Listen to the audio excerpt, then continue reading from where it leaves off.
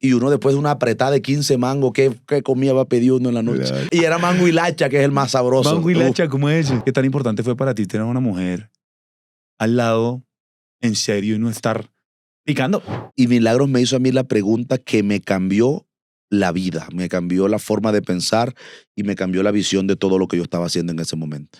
Y fue, Dios mío. y ahorita más adelante de la entrevista te digo dónde estaba el 25 de julio del 2025. Desde el 25. ¿Cómo es trabajar con la esposa, no? Ella también está muy detrás de tu proyecto. Algo de Rafa Pérez y Milagro no está de acuerdo, no se hace. Ella negocia, habla. Pero hace tiempo que vivo. El baile de Suazua es Ok. un baile muy bonito. ¿Crees que en estos momentos tu competencia directa es el de Dayan? Estando yo dentro de la tarima, fue con los Diablitos. Yo recuerdo que cantamos una vez delante de 60,000 personas en el Poliedro de Caracas. Eso fue... Hoy en día, Rafa Pérez, ¿a qué no le gasta plata? Tú digas, papi, yo a eso no le meto plata. ¿A qué no le gasto plata? Que ese pago se lo entregaron a mi papá, esos 30,000 pesos. Y mi papá llegó y me dijo, hijo, con estos 30,000 pesos yo le voy a comprar su burro.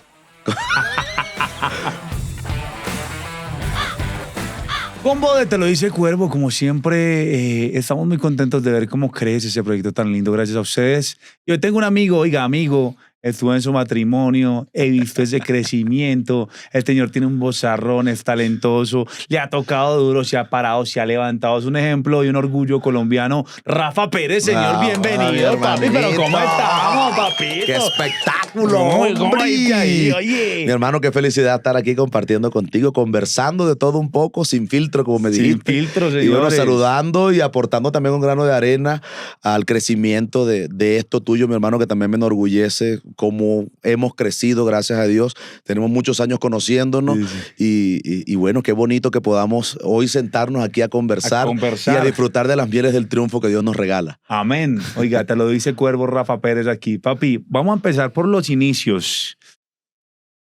César debió crecer, ¿verdad? Chiriguaná, César. Chiriguaná, César. ¿Cómo es crecer en Chiriguaná, César? Bueno, crecer en Chiriguaná, César, es crecer en un pueblo como cualquier persona que de esta época o de cualquier época. Uno en un pueblo, la vida es muy sencilla. El día a día de uno no es tan agitado como en la ciudad. Vivir en un pueblo es lo más sabroso de la vida porque es que no hay mucho que hacer y entonces tú te puedes dedicar. En mi caso, cuando yo era pelado, yo me dedicaba era a la música. Entonces yo ahí aprendí, éramos muy cercanos a los que estábamos aprendiendo a tocar guitarra, con los que estábamos aprendiendo a cantar. Todo el mundo se conoce con todo el mundo. Cuando crecimos con los mismos compañeros del barrio, íbamos a la iglesia juntos, al colegio juntos, cantábamos juntos, todo era junto. Entonces, crecer en un pueblo es lo más sencillo y lo más sabroso de la vida. Sabroso. La verdad. Familia humilde, familia acomodada. No, de clase media, normal. Mi mamá era profesora en el colegio, era secretaria del colegio de bachillerato del colegio, del pueblo. Mi papá, un campesino, pero siempre estuvo cercano al campo. Pero entonces, que había vacunación contra la fiebre aftosa, ahí estaba mi papá pendiente de que las vacas estuvieran sanas. Que había que fumigación para erradicar las plagas en los cultivos de maíz, ahí estaba mi papá pendiente de ¿sí me entiende? Entonces, como que una familia sencilla, una familia de clase media, no fuimos ni ricos ni pobres, gracias a Dios. Vivimos pues estable. En mi casa nunca faltó la comida. Nunca. Nunca me acosté yo pensando que es que no hay que comer. Eso a mí nunca me pasó, gracias a Dios. ¿Quién cocinaba en la casa? Porque entre otras cosas, mi mamá, mi hermana, mi hermano, cualquiera podía cocinar. Y entre otras cosas, en las poquitas veces que después de muchos años me enteré que de pronto no había comida, en mi casa habían 15 palos de mango. Entonces... Entonces 15 palos. Habían 15 palos de mango y entonces nosotros... ¿Te gusta el mango? Manito, nos sentábamos así con una ponchera llena de mango Y ahí hacíamos concurso, el que más coma mango, pues. Y uno después de una apretada de 15 mangos, ¿qué comía va a pedir uno en la noche? ¿Y te gustaba más el mango dulce o el mango biche? Y era mango hilacha, que es el más sabroso. Mango hilacha, ¿cómo es ese? El mango hilacha es uno que crece allá en la costa. La gente que nos ve desde el Caribe saben cuál es el mango hilacha. Que Sí, de hilacha. hay mucha gente le dice mango de puerco. Porque es que pues, los puercos llegan y se los comen, toditos los hociquean en los pueblos. Ah, sí, mango hilacha, señor. Sí, oiga. señor. Y ese era el concurso que nosotros hacíamos. Cuando no había comida en la noche, después fue que nos enteramos que no, que es que hacían el concurso era porque es que no había con qué comer la noche. Pero nosotros no pedíamos comida. Claro, no era. No. Es puro. Oiga, qué chévere. ¿Cantaste en la iglesia? Canté en la iglesia. Sí. Ahí comencé, en realidad, a acercar. Mi primer acercamiento con la música fue en la iglesia de mi pueblo a los 10 años. Wow. Tenía yo 10 años. Iglesia católica. La iglesia Oh, católica, y ahí empezaron a formar los primeros grupos juveniles en la iglesia, y de los grupos juveniles empezaron a salir los coros juveniles. Entonces, pues a los que teníamos de pronto aptitudes, tú sabes que de mi pueblo, Chiriguaná, es Gali Galeano. Ah, El Gali Galeano amigo mío es también, de Chiriguaná. Y entonces, él tiene unas sobrinas, que Natalie y Carolina Pereira Galeano, que mi hermana, las dos sobrinas de Gali y yo éramos como los cantantes líderes del coro de la iglesia, del coro juvenil de la iglesia. Ok. Entonces ahí fueron mis primeros pininos. ¿Qué cancioncita cantabas en la iglesia? ¿Te acuerdas? Canciones marianas, eran, por ejemplo, vengo a regar a tus pies lo más preciado del jardín, de las praderas de mi amor. Vengo a dejarlo todo en ti, solo por ti, solo por ti. Vengo a regar estas flores aquí. Canciones a la Virgen María. Señor, si quiere exorcizarse con Rafa Pérez, ahí está con música también, papi. Sí, Durísimo, señor, sí, qué señor. bonito.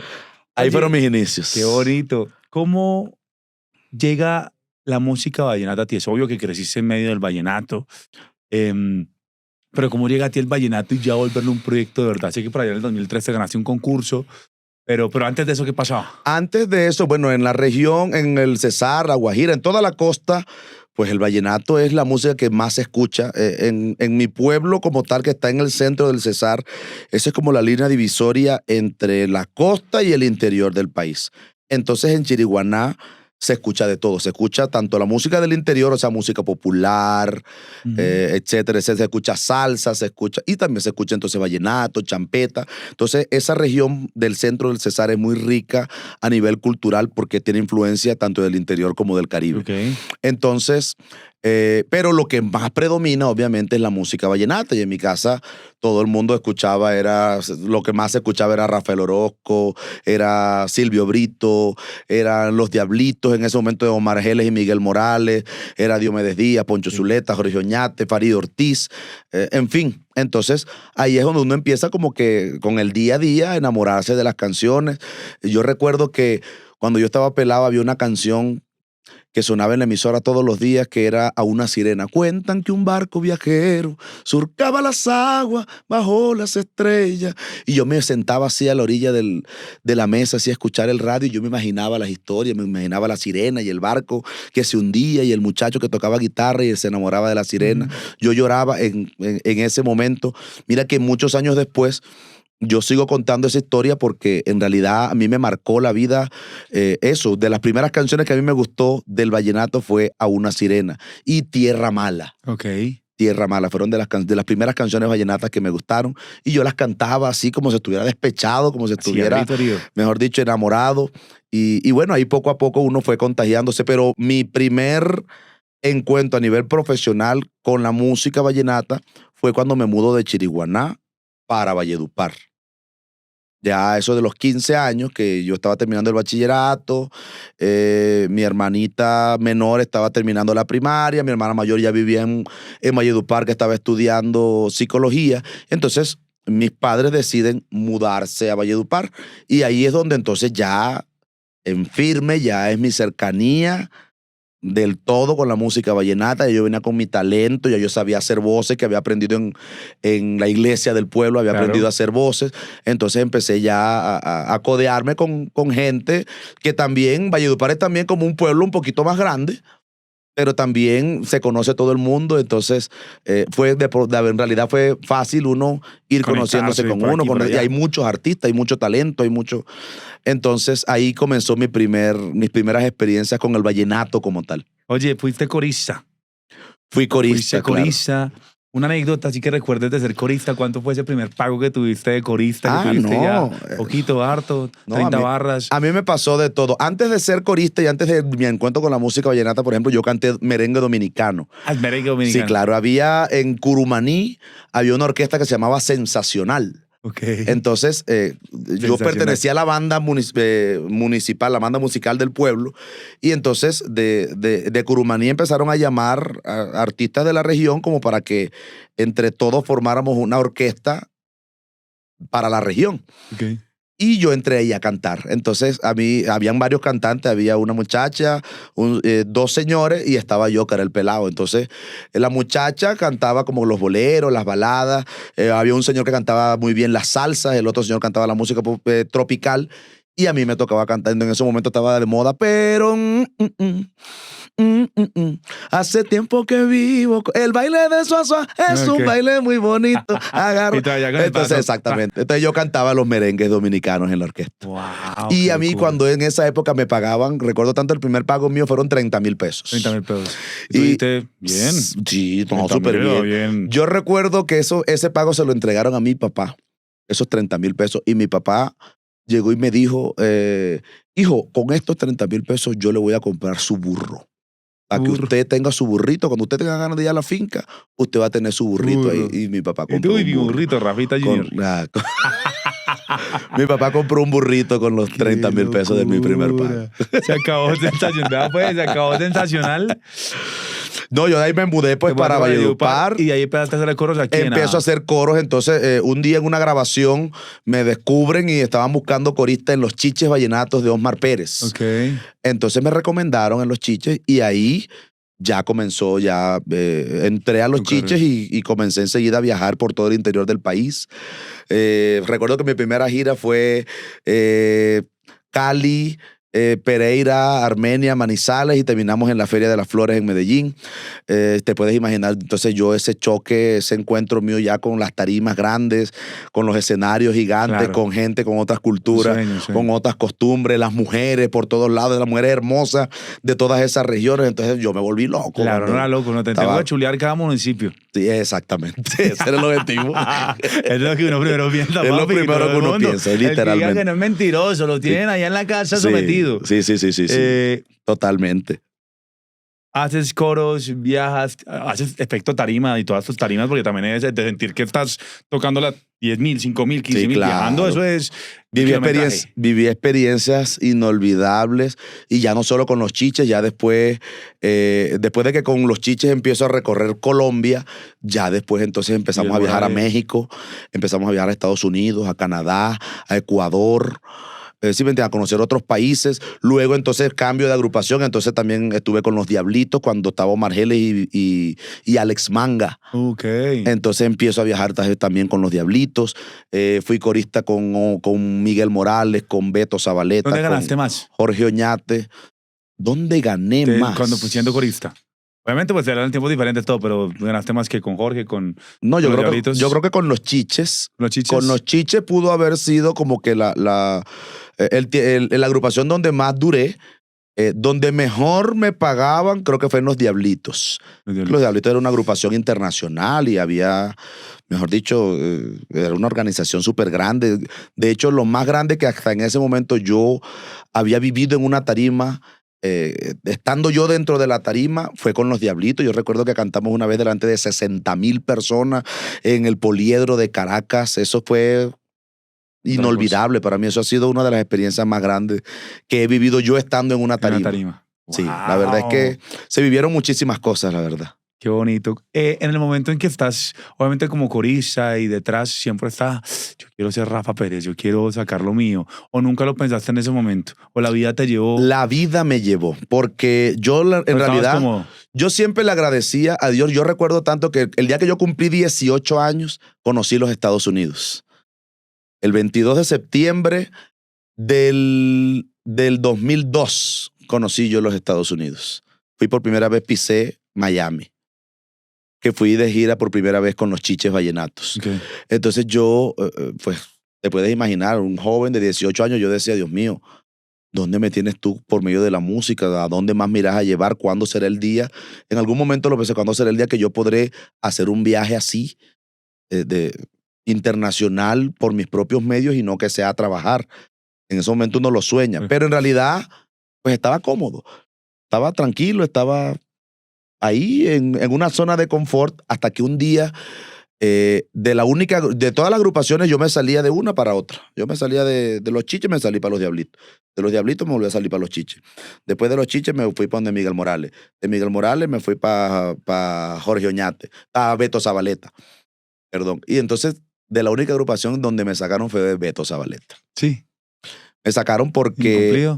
no, porque en ese momento debía entrar un corista muy emblemático de la música vallenata, el More Valle, que él era el corista emblemático de Diomedes Díaz, y en ese tiempo Diomedes Díaz estaba inactivo de las tarimas, y pues el More pidió su puesto, llamó, no, que yo quiero, estoy aquí sin trabajo y necesito trabajar. ¿Y quién es el corista mío? Preguntó Beto Zabaleta. No, un pelado, no me saquen ese pelado, y metieron a... Ay, pues pucha. Así, entonces, eso para mí fue un choque, y yo, en ese momento yo recapacité y yo reaccioné, dije, Dios mío, gracias, porque yo no soy un corista que sabe cantar, yo soy un cantante que sé hacer voces. Y en ese momento yo decidí formar mi primera agrupación musical, que fue el Grupo Cabras. Tú decidiste formar el grupo. Yo decidí formar mi grupo y llamé a mis compañeros con los que nosotros... ¿Ya los conocías? Sí, ya nosotros nos conocíamos porque nosotros de aficionado teníamos nuestro grupo de barrio con el que tocábamos entonces las parranditas aquí, matábamos la moñita por aquí, que hay una fiesta, vamos a armar el combo y vamos a tocar aquí, vamos a tocar allá. Pero a partir de ese momento, ya que yo tomo la decisión de formar el grupo ya oficialmente, bueno, llamo yo a mis compañeros, llamo a Yader, llamo al nene, llamo a aquel muchacho, ven acá, me sacaron de esta agrupación, voy a formar un grupo, ¿te quieres venir conmigo o te quedas ahí donde estás? Y todos me dijeron, no, vamos a formarlo. Y en realidad formamos el grupo un 1 de octubre del 2007, se formó el grupo como tal. Y cuando quiso ser febrero del 2008, ya nosotros teníamos a Wilfran Castillo, que era nuestro padrino musical. Ya él se había interesado en la agrupación porque ya nos vio ya que teníamos la intención ya de formalizar nuestro grupo. Había un empresario de Montería, Freddy Erazo, que entre ellos dos fueron los que tomaron las riendas del grupo y nos dijeron, bueno, vengan muchachos, que ustedes tienen talento, tienen madera, vengan que nosotros los apoyamos. Y de ahí empezó la historia con el Grupo Cabras. En el 2008 grabamos nuestro primer álbum. En el 2009 nos nominaron a los Grammy Latinos con ese primer álbum. O sea, el éxito llegó como una avalancha también. O sea, nosotros comenzamos en noviembre y un año después, el siguiente noviembre, ya nosotros estábamos en Cartagena cantando a la gente de las fiestas más importantes del reinado nacional.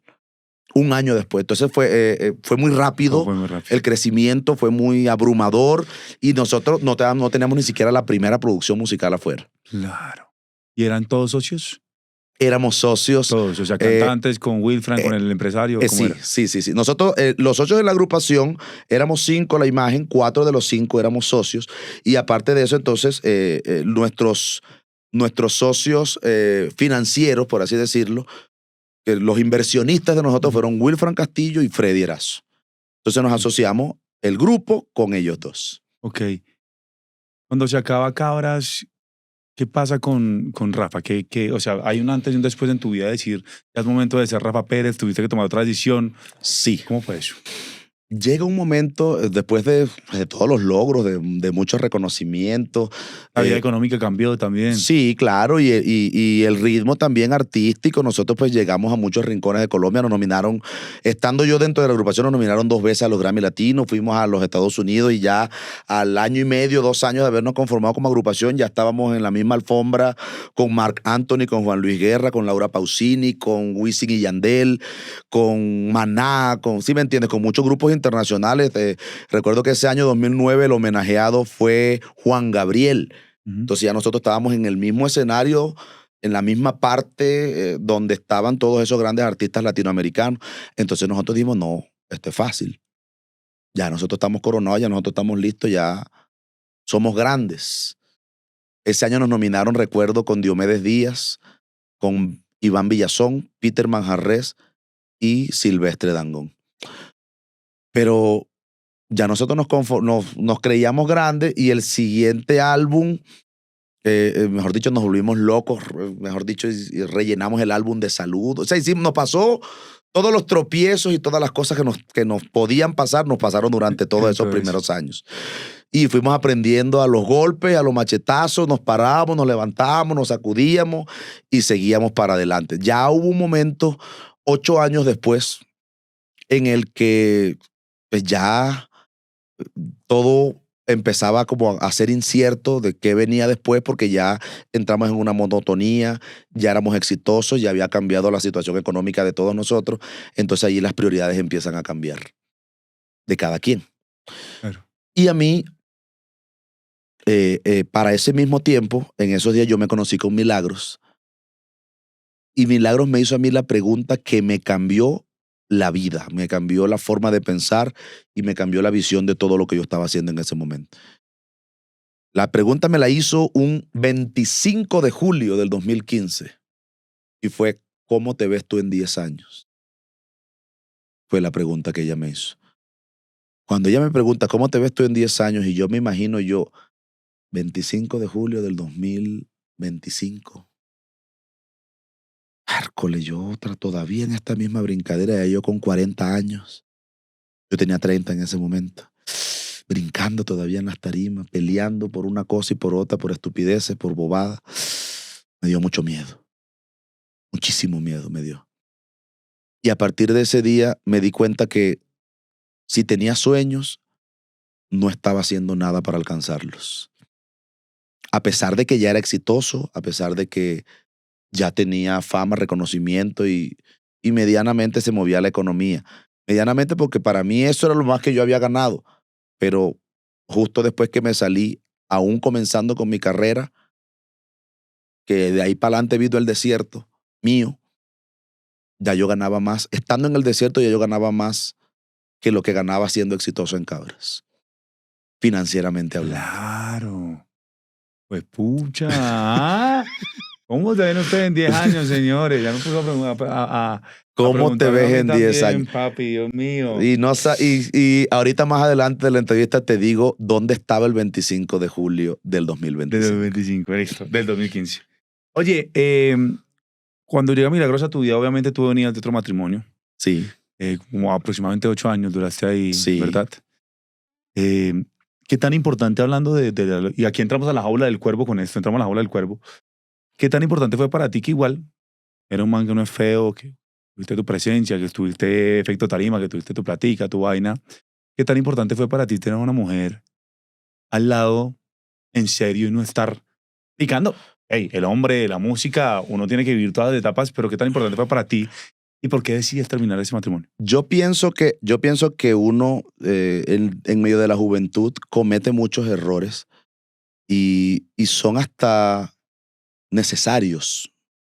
Porque como digo yo en un dicho, en una canción, uno aprende con amor o con dolor, pero aprende. Y cuando uno está joven, uno cree que el mundo es de uno cree que uno tiene la última palabra, uno cree que... Y uno empieza a cometer errores, que esos errores con el tiempo te pesan en la vida. Y entre esos errores está ese de dejarte llevar, obviamente, por un mundo exitoso, un mundo de mujeres, de trago, gracias a Dios, de drogas no.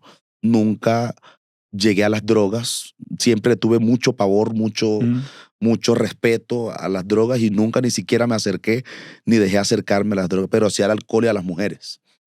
Entonces, en ese momento cuando yo me conozco con Milagros, que Milagros me hace cambiar el chip.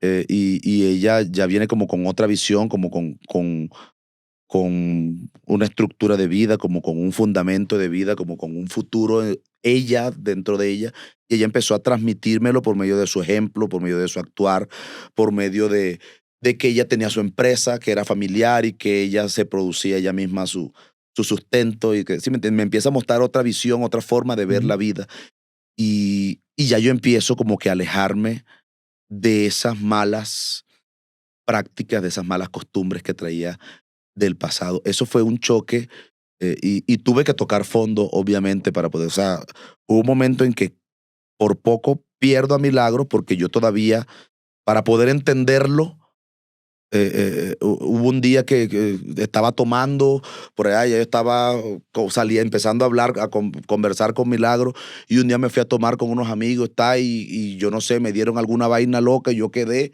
ahí, y al día siguiente sale una foto desnudo mía.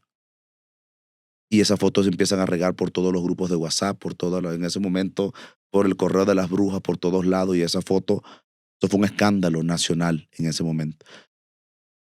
Y cuando a mí me llega a mis manos, yo decido enfrentar pues la realidad del error que había cometido y decirle a Milagro, reconocerle, no, mira, me pasó esto, estaba tomando, y discúlpame por hacerte perder tu tiempo, pero bueno, yo sé que no debes querer saber más nada de mí. Y ella,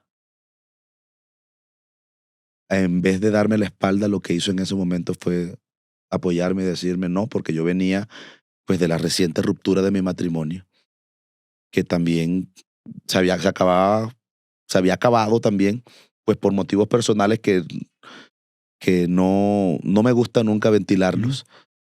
Y yo tenía el corazón roto en ese momento. Y bueno, ella en vez de darme la espalda, en el momento en que debía dármela, Claro. ella lo que Mm. decide es darme la mano. Entonces, estando ahí, abajo, tocando fondo en mi vida, es donde yo decido pues cambiar el chip y decir no más. No quiero más este mundo de alcohol, de trago, de sinvergüenzura, de mujeres, de todo. Yo quiero, yo soy un hombre de hogar, yo necesito reconstruir mi vida y si Dios me está enviando una persona que me está dando la oportunidad de lo que yo siempre he soñado, ¿por qué no decirle que sí desde el corazón y no desde la apariencia? Y bueno, en ese momento ya me cambió el chip y yo decido decirle a Milagro, yo necesito que me des una sola oportunidad. No me des dos ni tres, dame una. Y esa oportunidad no la he perdido, gracias a Dios. Qué bonito, señores. Si ven que sí se puede, me gusta eso. Hablando tanto de milagros que ha sido tan importante para ti, ha sido un milagro. Eh, ¿Cómo es trabajar con la esposa, no? Ella también está muy detrás de tu proyecto. Algo de Rafa Pérez, si Milagro no está de acuerdo, no se hace. Ella negocia, habla, Sí. tiene un carácter, pero ¿cómo es? Porque debe ser difícil también, ¿no? Trabajar con la esposa, todo el tiempo con la esposa. ¿Cómo manejas eso? Lo hemos construido con el tiempo, hemos aprendido a conocernos. Y ella, en el momento en el que yo tomo la decisión de retirarme de Cabra y de comenzar el proyecto, ella es administradora de empresas. Ok, Entonces yo le conocía su potencial después de lo que ella era capaz de hacer, pero ella no tenía experiencia dentro de la música vallenata. Entonces es como arriesgarlo todo, sabiendo que ella pues, podía tener la visión, pero no tenía el conocimiento. conocimiento. El conocimiento por lo que había vivido, pues lo tenía yo. Entonces ella tomó un artista ni siquiera desde cero, desde menos quizás cuánto, porque es que yo me acababa de retirar de un proyecto exitoso. Claro. O sea, yo iba por aquí y yo me tiré y comencé por aquí. Y entonces comenzamos, por eso te digo que ahí comenzó mi desierto, Claro. porque ahí es donde yo en realidad siento el trabajo que siente un artista para comenzar su carrera. Porque con Cabra recuerda que al año ya yo estaba disfrutando de las mieles del triunfo. En cambio, en el proyecto como Rafa Pérez, ahí sí me tocó remar, ahí sí me tocó tocar puertas. Y yo estaba en una encrucijada porque yo ni era nuevo, ni era grande. Claro. Entonces, cómo debía actuar para Claro. mostrarme sin creerme más, pero sin creerme menos tampoco. Y la asesoría, la visión y el instinto de Milagros fue decisivo en eso para mi carrera. Entonces, en ese momento todo era desierto, nadie prestaba atención, nadie volteaba a mirar. Entonces debíamos encontrar la forma de que volteara la gente a mirar. Pero ahí es donde yo empiezo a hacer análisis del mercado, ella también, empezamos a analizar. Listo, ella me dice, ella me habla de análisis del mercado, pero análisis del mercado desde el ámbito empresarial. Pero eso traducido a mi idioma musical artístico, que yo nunca había contemplado un análisis de mercado, es, bueno, ¿qué es lo que le gusta a la gente? ¿O qué es lo que hace que a un artista lo contraten? O sea, ¿por qué te contratan o te dejan de contratar? Entonces, entre los dos empezamos a hacer prueba-error de las razones por las cuales lo contratan a uno. Y en ese Ok. son duramos desde el 2016 hasta el 2018 finales. O sea, año y medio, casi 2 años. Duramos en ese análisis del mercado que te digo, en el cual yo siempre he dicho que es mi desierto, porque ahí pues yo tenía que analizar lo que le gustaba a la gente y lo que no, lo que era mi fortaleza y, o sea, por dónde me podía meter. Y llegué a muchas conclusiones. Yo decía, bueno, un artista entonces lo contratan. Llegué a la conclusión de que un artista lo contratan por una o más de 4 razones. Entonces un artista lo contratan porque tiene el éxito del momento. Ujú. Tienes el éxito del momento, te contratan. No tienes más nada, nada más tienes el éxito del momento. Ya, te contratan. O la segunda razón, entonces, que concluyera, no, el artista lo contratan porque tiene catálogo. No es que como tiene Ok, catálogo, sí, tiene sí, muchas sí. canciones que fueron exitosas y que la gente se sabe, entonces por eso lo Buah, contratan para que la gente canta. O sea, no tienes el éxito del momento, pero tienes catálogo, entonces catálogo. por eso. La tercera razón es porque tienes un buen show. No, no tienes el éxito del momento, no tienes catálogo, Otro pero show, tu otro show. show es Otra del cosa. carajo, la gente se contagia, se emociona, se emborracha, ta, ta. Y la cuarta razón es porque despiertas emociones. Pero entonces, en ese momento yo decía, bueno, pero despiertas emociones, ¿cómo? Porque es que yo no soy payaso para que entonces la gente Río. se esté riendo.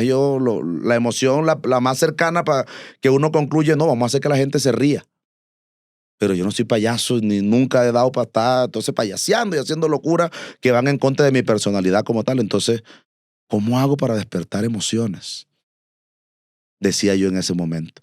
Entonces, con lo único que podía trabajar de esas 4 cosas, tener el éxito del momento no podía porque es que eso era incierto, no tenía cómo tener un éxito en el momento porque no sabía ni siquiera por dónde empezar. Tener catálogo tampoco podía tenerlo porque es que mi catálogo era el de Cabras y yo cuando me salí de Cabras yo dije, quiero alejarme de ese estilo y proponer otra cosa. Ok. Entonces perdí mi catálogo. No podía generar las emociones, o sea, decía yo que no podía generar emociones porque yo no era payaso y esa era la única emoción que se me venía en la cabeza en ese momento. Lo único que podía actuar era en hacer un buen show. Y a eso me dediqué, a tener la mejor banda y a ofrecer el mejor espectáculo y conquistar corazones con talento, como yo sabía hacerlo. Y así duramos el año y medio que te digo, Dándole. remando, remando y nada. Y nada, y nada, y nada, y nada, y no había algo que nos hiciera ¿Desde visibles. qué vivías? Bueno, y te digo, de los mismos toquecitos, aún en el desierto, ya yo ganaba un Ah, poquito ok, más ok. que en mi momento más De Cabras. exitoso de Cabras. Ok. Porque ya en este momento, listo, y si yo cobraba 15 milloncitos, 20 milloncitos, a mí siempre me quedaban mis 5 barritas por toque. Que eso que yo tuviera 4 o 5 toquecitos en el mes ya eran un 20 barras, que eso Ah, con ok. eso Con eso con vivías. eso cualquier persona vive. Ya. ¿Sí me entiendes? Y sin embargo invierte. Nosotros reinvertíamos con tarjetas de crédito y Ya. hacíamos entonces la operación matemática, financiera, pagábamos a cuota, volvíamos, invertíamos aquí, invertíamos acá, hacíamos una cosita, hacíamos todo sin ningún patrocinador. Hasta que en el 2018 Milagros queda embarazada. Y en los últimos meses ya del embarazo de Milagros, Milagros pues tuvo que desconectarse un poquito del proyecto como tal porque el embarazo fue de alto riesgo. Sí. Entonces ella le tocó quedarse en casa y me tocó irme. Entonces ese fue otro desierto, o sea, fue la parte más dura del desierto porque entonces me tocaba a mí irme solo y ella quedarse sola para poder buscar el sustento. Nació Salomón, mi hijo, y a los 35 días de haber nacido Salomón, Milagro ya reacciona, recapacita y dice, ven acá, que puede estar desconectada por 2, 3 meses, cuidando su barriga, su bebé. Llega y dice, ven acá, María, ¿qué estamos haciendo? Llevamos quizás cuánta plata invertida y no tenemos nada todavía, nada que dispara tu canción, tu carrera. O sea, así no podemos vivir todo el resto de la vida. ¿Qué vamos a hacer? Y ya yo, después de año y medio de estar intentando de todas las formas que yo tenía conocimiento de hacerla, ya yo no sabía qué decirle. Yo, mi amor, la verdad es que ya yo no sé más qué más hacer porque a nosotros hemos hecho lo que yo sé que uno tiene que hacer. Ahí es donde Milagros, también vuelve Milagros nuevamente a la ecuación y me dice, grábame los clásicos. Grábame, porque yo no quería grabar clásicos, porque yo siempre fui del pensamiento del que tienen muchos artistas consolidados de que uno tiene que hacerse es con su música propia. Y en ese momento Milagro me dice, la gente tiene que entender que tú no eres un cantante normal, tú eres un intérprete. Tú, la emoción que generas es que conectas con cada una de las cosas que cantas. Tú pareces compositor, aunque tú no escribas, tú haces que la gente se enamore de las canciones. Entonces la gente tiene que entenderlo. Y la única forma de entenderlo es que cumplas con la regla tuya, que la gente cante las canciones tuyas, así no sean tuyas, que la gente las cante por ti. Yo, ok, me llegaste con eso, te voy a hacer los clásicos. Ahí es donde yo busco la forma, ok, vamos a buscar la forma de hacer covers, pero que no sea, que es que con eso es que yo, no, voy a Sí. hacerle un homenaje a los compositores porque es que ahí yo encuentro una forma de honrarlos y al mismo tiempo estamos haciendo un catálogo, porque el catálogo recuerda que es lo que la gente corea. Las Ujú. canciones que la gente se sabe y corea. Hicimos el primer álbum, Rafa Pérez canta vallenato, y yo hice una canción ahí para mí, que el compositor, la gente no sabía que el compositor era Jesús Manuel Estrada, de la canción Mi novia mujer. Ok. Y yo la canción le dice, no, yo la voy a hacer porque esa canción me gusta mucho, la gente no sabe que el compositor es Jesús Manuel y yo se la quiero dedicar a Milagros. Y esa fue la canción con la que probamos el sonido el día que íbamos a grabar el homenaje de los compositores que estaban ahí presentes todos, excepto el compositor de esa canción porque falleció hace 25 años. Con esa canción probamos el sonido y esa canción fue la que me dio el éxito. Wow. En cuanto salió, ¡pum! Se disparó. Esa sola canción me hizo levantar del subsuelo y ponerme a la altura de todos los artistas que estaban en ese momento vigentes en el vallenato. Lo bonito de estar bien rodeado y de estar con alguien que cree en ti y que está ahí, ¿no? Bonito. Sí. Y de no desfallecer, porque igual no soltaste la toalla.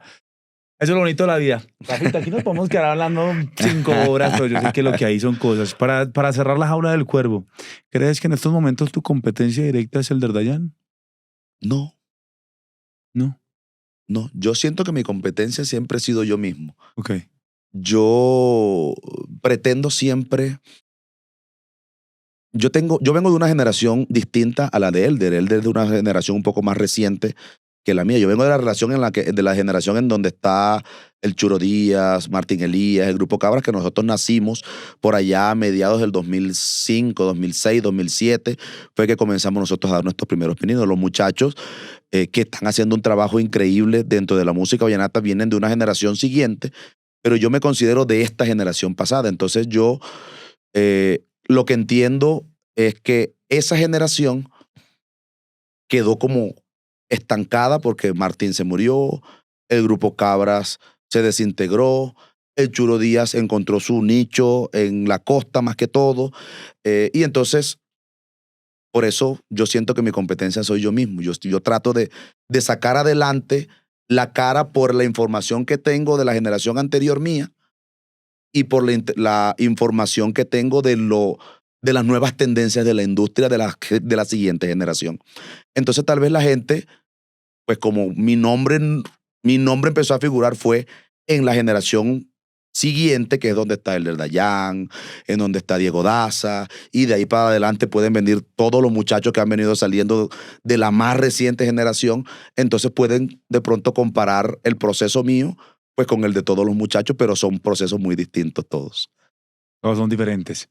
Y para cerrar la pregunta del millón, hoy en día, Rafa Pérez, ¿a qué no le gasta plata? Tú digas, papi, yo a eso no le meto plata. ¿A qué no le gasto plata? La verdad, yo no le gasto plata a las cosas que no me producen felicidad. No. Yo no le gasto plata a las cosas Un ejemplo. Que no me produzcan felicidad. O sea, yo le gasto plata a viajar, yo le gasto plata a comer en un buen restaurante, yo le gasto plata a compartir con mi familia. Yo no le gasto plata, por ejemplo, a irme para una discoteca.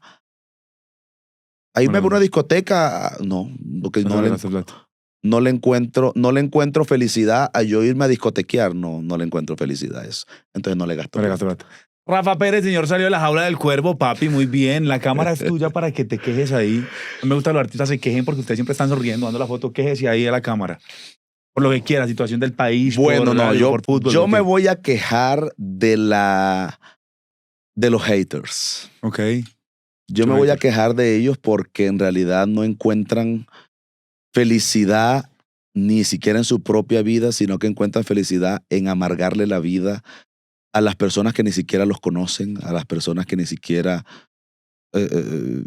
tienen nada que ver con ellos. Entonces ellos encuentran felicidad en venir a amargarle la vida a cualquiera, a destilarle veneno a cualquiera. Entonces me parece que ya se les está llegando su tiempo, porque como con las nuevas opciones ahora de bloquear a la gente que destila veneno en las redes de uno y con las nuevas normas de las comunidades en las redes sociales, ya como que se les está acabando el reinado a toda esa gente necia. Y entonces uno simplemente no le salen. Entonces me quejo de ellos porque ellos piensan que pueden frenar los sueños de las personas, y al contrario lo que hacen es impulsarle más los sueños a uno y las ganas de salir adelante para taparles la boca. Para taparle la boca, oiga, dice que no se pierdan lo nuevo, ¿no? Lo nuevo está increíble. Lo nuevo es a tu ladito y lo nuevo está ya metido en los corazones de los enamorados. Ahí está, tu ladito no se lo pierdas. Rafa Pérez, tú te lo dice el cuervo, papi, nos despedimos con la despedida del cuervo. Mano, puño, ábrame las alas. ¿Cómo es? Ahí está Rafa Pérez Cuervo, señores. Te lo dice el cuervo con el gran Rafa Pérez. Ahí nos vemos. Chao. Wow. No se pierdan Te lo dice Cuervo aquí en Red Más TV. Los jueves a las 10:30 de la noche. Y si se lo perdió, los domingos lo puede ver a las 11 de la noche en su repetición. No se despegue porque el podcast de moda está aquí con su artista favorito. Te lo dice Cuervo. Ahí nos vemos.